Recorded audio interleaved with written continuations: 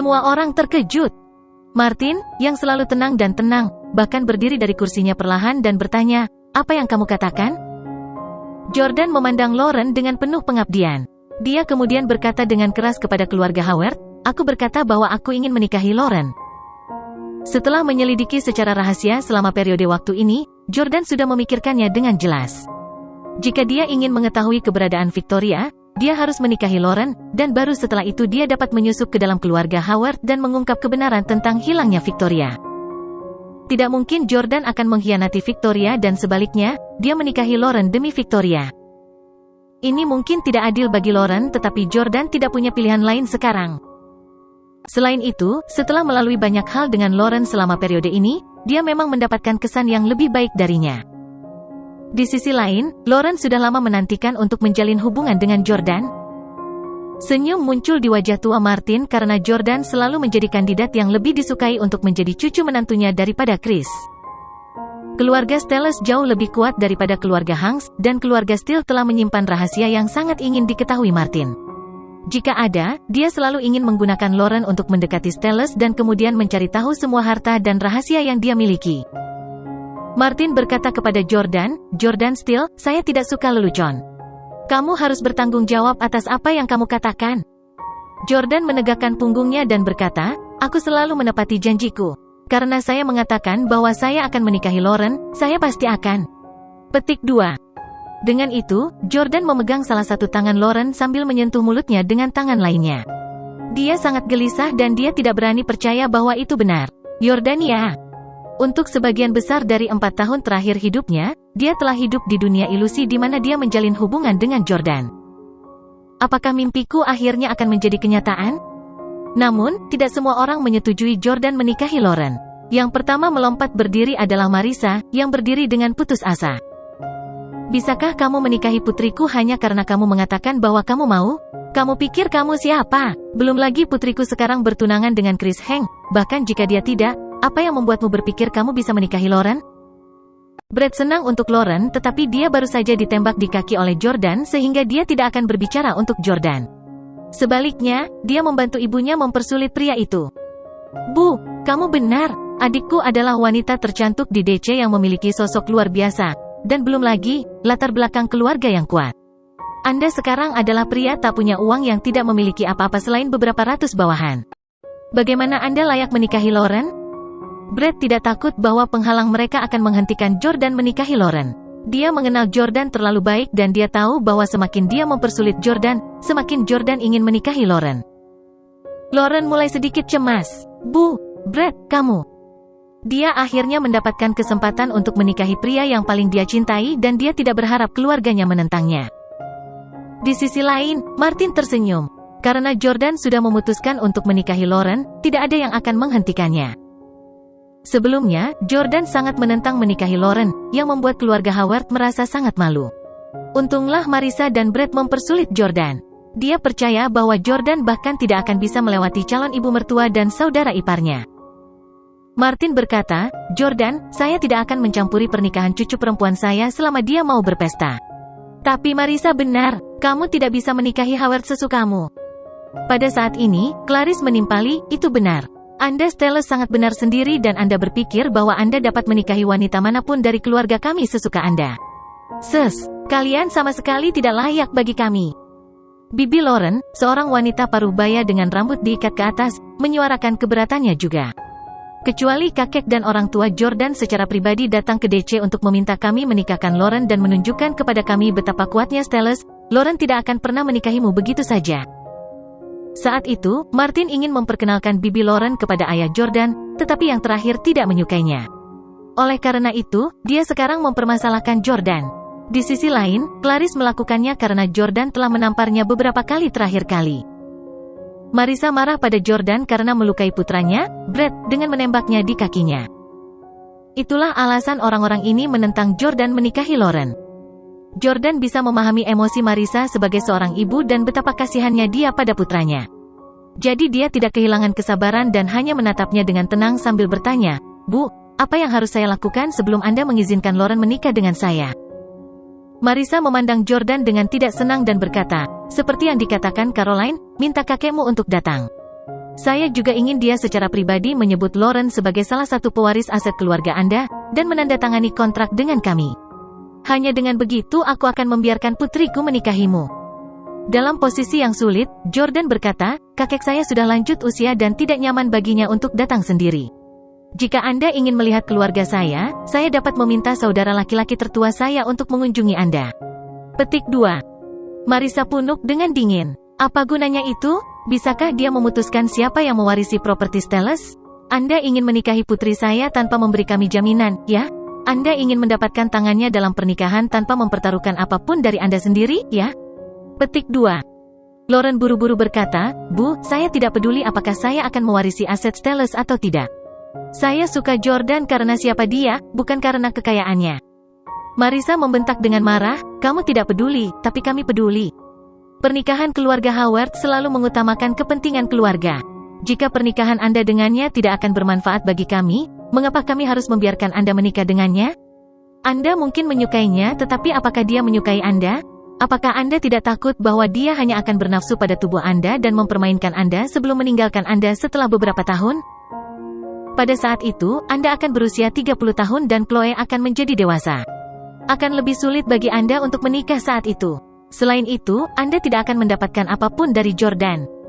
Wanita muda cenderung hanya peduli apakah orang yang akan mereka nikahi mencintai mereka atau tidak. Di sisi lain, wanita yang lebih tua cenderung lebih realistis. Marissa tidak ingin putrinya dimanfaatkan. Jordan tahu bahwa banyak wanita sangat pragmatis dan tidak akan membiarkan putri mereka menikah dengan pria yang tidak memiliki nama apapun. Setelah berhenti sejenak, Jordan berbicara lagi. Seperti yang Anda semua tahu, aset saya telah dibekukan selama periode waktu ini, dan kakek saya juga menjadi sasaran. Ini benar-benar tidak cocok baginya untuk kembali. Bagaimana dengan ini? Setelah Lauren dan saya menikah, kami secara pribadi akan terbang ke Inggris untuk melihat kakek. Ketika saatnya tiba, saya akan berjanji untuk memberi putri Anda kekayaan yang tak terhitung jumlahnya yang akan cukup untuk bertahan selama sisa hidupnya. Petik 2. Jordan tidak berbohong pada Marissa. Karena Lauren adalah ibu Chloe, dia tetap berhak atas aset Stellus. Setelah ragu-ragu sejenak, Marissa berkata, kamu harus membawa Lauren ke Inggris sebelum dia berhak atas warisan? Apa yang harus kita lakukan sebelum itu? Anda bahkan tidak memiliki rumah di DC? Kecuali jika Anda bersedia menikahi Lauren sebagai menantu yang masih hidup. Petik 2. Menjadi suami yang hidup. Itu adalah hal yang memalukan bagi pria manapun. Setelah menjadi suami yang tinggal di Hailey selama 3 tahun, Jordan tahu betapa memalukannya menjadi suami yang tinggal bersama yang akan dibenci dan dipandang rendah oleh semua orang. Bibi Lauren tertawa dan berkata, saran Marissa sangat bagus. Kita harus membiarkan seseorang dari keluarga Steele yang sombong menikah dengan keluarga kita. Mari kita lihat apakah mereka berani memandang rendah kita lagi. Selain itu, pria ini cukup tampan dan berpotensi menjadi seorang gigolo. Haha. Tanpa pengalaman 3 tahun sebagai suami yang tinggal bersama, Jordan mungkin akan sangat marah saat ini. Namun, Jordan sangat tenang saat ini. Dia bahkan telah menikahi seorang wanita nakal seperti Hailey dan telah bertahan dengan ibu mertua yang keji seperti Sylvie selama 3 tahun. Dia percaya bahwa apapun yang terjadi, Lauren dan Marissa harus jauh lebih baik daripada Hailey dan Sylvie. Jadi Jordan memandang Marissa dan berkata, oke, saya setuju untuk menjadi suami langsung Lauren. Memukul, memukul, memukul. Brett bertepuk tangan dan tertawa terbahak-bahak. Lauren, kamu benar-benar mengesankan dan mendominasi. Kebanyakan wanita menikah tetapi Anda mendapatkan diri Anda seorang suami yang tinggal di rumah. Saya akan memberitahu semua orang yang saya kenal dan meminta mereka semua datang untuk menghadiri pernikahan Lauren sehingga mereka dapat melihatnya mendapatkan suami yang tinggal di rumah. Haha. Seseorang, ke sini. Brett memanggil dan bawahan Howard membantunya berdiri sebelum mendudukannya di kursi roda. Sepertinya dia bersiap untuk pergi. Ketika bawahannya mendorongnya melewati Jordan, Brett berkata sambil duduk di kursi rodanya, bagus sekali. Jika kamu butuh uang, datanglah padaku. Setelah mengatakan itu, Brett didorong keluar oleh anak buahnya saat dia memimpin untuk pergi. Di sisi lain, Clarice berdiri dan menentang, kita tidak bisa membiarkan dia menikahi Lauren sebagai suami yang tinggal bersama. Semua orang di DC tahu bahwa Chris bertunangan dengan Lauren, dan kami sudah menerima hadiah pernikahan. Jika kita memberontak dan membiarkan Lauren menikah dengan pria yang akan menjadi suaminya, apa yang akan dipikirkan Hanks? Pada saat ini, Martin berkata, "Clarice, kamu terlalu banyak berpikir, Hank hampir tidak bisa menyelamatkan diri sekarang.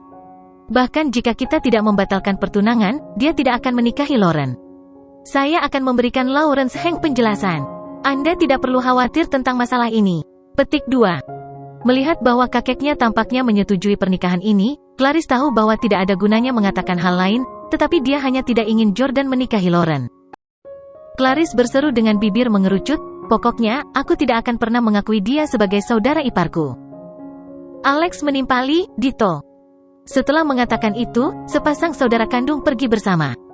Martin tertawa dan berkata, "Jordan, sepertinya Anda tidak disambut oleh keluarga Howard." Jordan tertawa getir. Tentu saja dia tidak akan disukai oleh mereka, mengingat betapa buruknya dia memperlakukan mereka di masa lalu.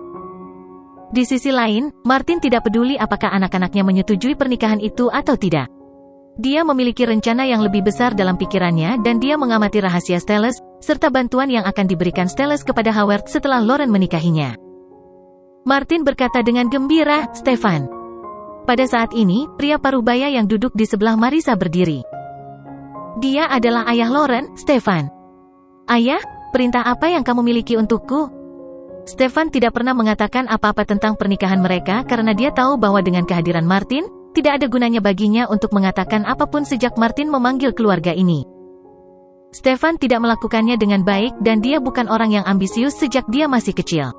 Dia lebih rendah dari ayah Chris, Lawrence, yang menjadi alasan mengapa Hanks memiliki keberanian untuk secara sembrono memukul Lauren dan Chloe. Martin berkata, "Meskipun tanggal pernikahan masih pada tanggal 1 April, sifatnya sudah berubah. Kami tidak perlu berbuat banyak untuk mempersiapkan pernikahan sebelumnya. Tapi sekarang Jordan menjadi suaminya, kami harus bertanggung jawab atas pernikahannya." "Ayah, aku tahu. Saya akan memesan hotel dan mengatur undangan untuk para tamu sesegera mungkin," jawab Stefan sebagai tanggapan. Martin mengangguk. "Aku ingin mengadakan pernikahan akbar kali ini.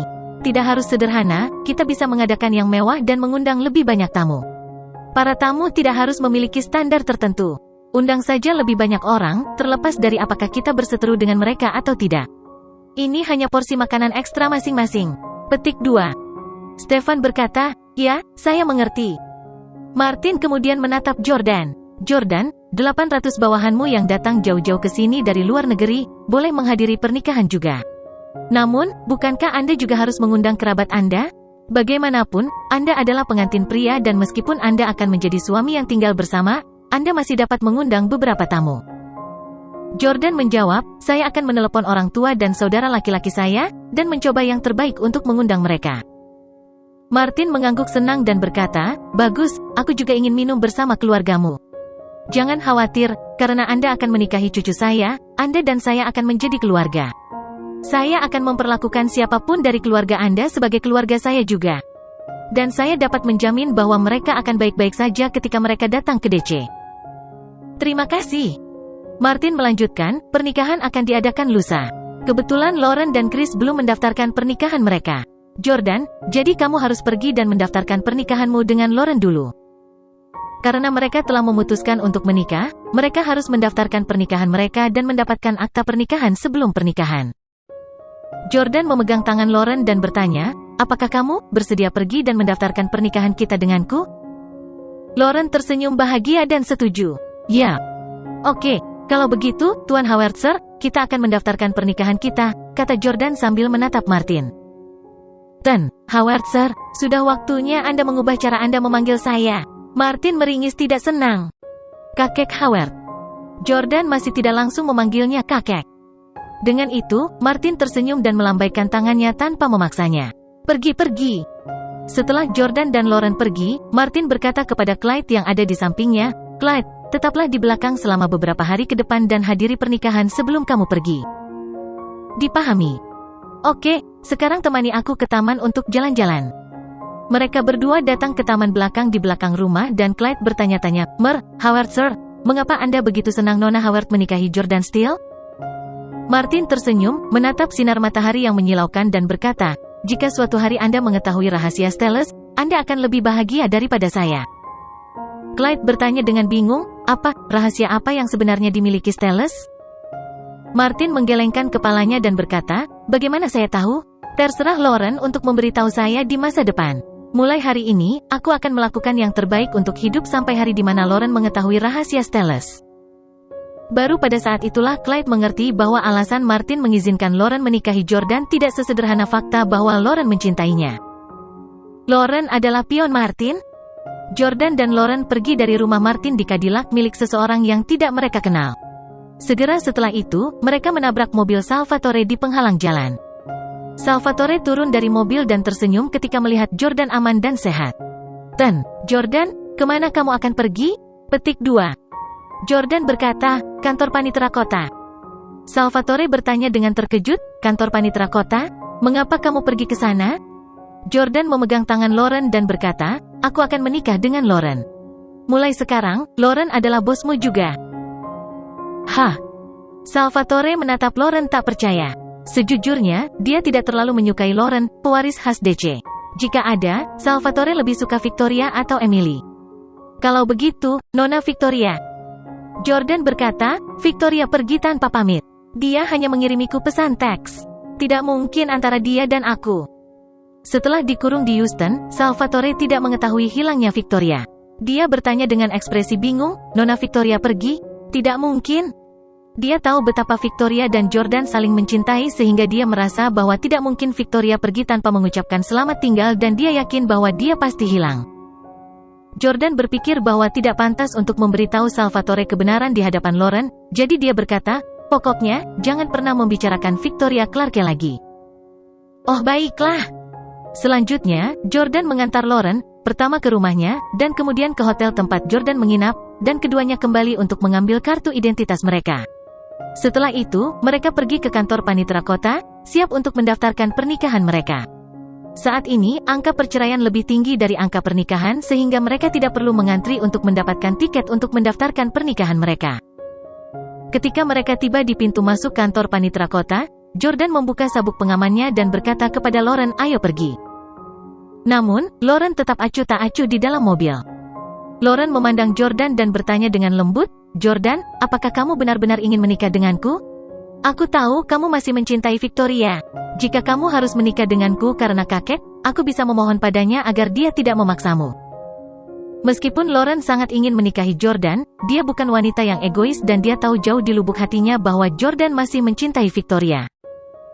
Jordan dengan lembut membelai rambut lembut Lauren dan berkata, aku menikahimu bukan karena kakekmu memaksaku. Tidak ada yang bisa memaksa saya untuk menikah dengan siapapun. Alasan aku ingin menikahimu adalah karena aku sangat menyukaimu dan ingin bersamamu. Untuk Victoria, aku hanya ingin dia sehat dan aman. Saya akui bahwa saya belum melupakannya, tetapi dia dan saya tidak ditakdirkan untuk itu. Bahkan jika ayahku tidak membunuh ayahnya, Stellus menyebabkan dia terpisah dari ayahnya dalam 10 tahun terakhir ini. Itulah yang menentukan bahwa Victoria dan saya tidak ditakdirkan demikian. Lauren menyadari apa yang terjadi dengan ayah Victoria dan dia juga tahu bahwa itu adalah hambatan yang akan menghalangi Jordan dan Victoria untuk menjalin hubungan. Dengan jaminan ini, Lauren tidak mengatakan apa-apa lagi dan langsung turun dari mobil bersama Jordan. Segera, mereka berdua keluar dengan akta nikah. Jordan menikah lagi. Terakhir kali dia mendaftarkan pernikahannya adalah dengan Hailey dan dia berpikir bahwa lain kali dia menikah lagi, itu adalah dengan Victoria. Namun, ternyata itu adalah Lauren, yang tidak dia duga sama sekali. Tak lama kemudian, sudah larut malam. Jordan kembali ke rumah bersama Lauren dan menemani Chloe setelah makan malam sampai jam 11 malam ketika mereka menidurkannya di tempat tidur. Pada saat ini, pelayan, Felicia, pergi ke kamar Lauren dan membawa Chloe, yang sudah tertidur, pergi, hanya menyisakan Jordan dan Lauren.